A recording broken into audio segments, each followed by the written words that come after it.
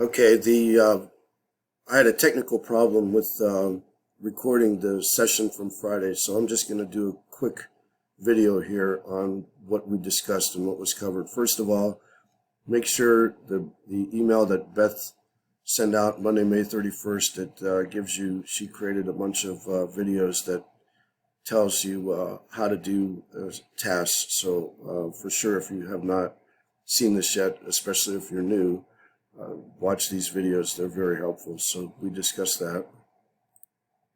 The only thing I changed besides the videos, well, let's go back. I added videos for a bunch of videos for most of the chapters, and for chapter 7 I felt that was good enough, and for chapter 8 I felt these were good enough, except the one thing I changed was point estimate confidence interval, and that Excel is different and than the prior. If you're new, don't worry about what I'm telling you right now, but if you have taught this for a while, you no longer need to round first before entering those answers. You just enter them. So if I said number of yes 25, if I said number of yes 25, sample size 88, confidence level 0.9, okay, it worked this time. So if I do number of yes 25, sample size 88, 25 divided by 88 is 0.284. It calculates it. It doesn't, there's no need to round it. So then just have the students round it to whatever. And I created a video that explains it. I changed the video for this section. So have the students just round it to whatever the problem asks it to. And we also discussed, Kathy Maxwell created documents that outlines these videos that I created. And she got through chapter 2 so far. They're very useful. If you go on the shared drive, you could grab those and put them in your course. I'm going to. They're very well done. And in the future, I'm going to put them in the master courses from here forward. And really, the only other thing we discussed, somebody asked a good question: how do we handle students that want to move work ahead, and how to handle students that want extensions for assignments they've missed?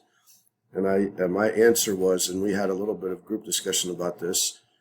First of all, for me, anybody that wants to work ahead, I let them. I don't think there's any reason why you should not. I mean, I won't change the dates for the entire class to just make it, because we're not supposed to have it. It's not supposed to be, it's not supposed to be a do your own pace course. But if one individual request to work ahead, I grant that request every time. I don't even ask why. So that's just me. I don't see any reason why you shouldn't. And the second one is, how do I handle somebody that wants an extension? That varies a lot. First of all, it's up to you, whatever you want to do.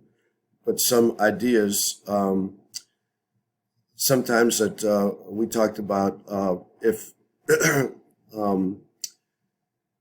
if they're doing a good job and they, it's later on in the semester and they have a lot of work to do in that section, I will tell them a lot of times to just go ahead and do the current section and see how they do and see if they're really motivated. And if they finish that week's, then after they're done, let me know. I'll go back and reopen if they do a good job and reopen the last section back for them. If they're almost done with the work and they've been a good student, I just give them the benefit of the doubt, and I will extend it a day or two at the most if they're almost done. If they're not even close to done, or shows that they have no effort, and it all depends on the reason they give too. So that's a wild card. I don't have a specific answer for that. I do a variety of things. Sometimes I will deny. A lot of times I will deny it based on the reasons, and if they do it, if they're asking, they're 2 or 3 times.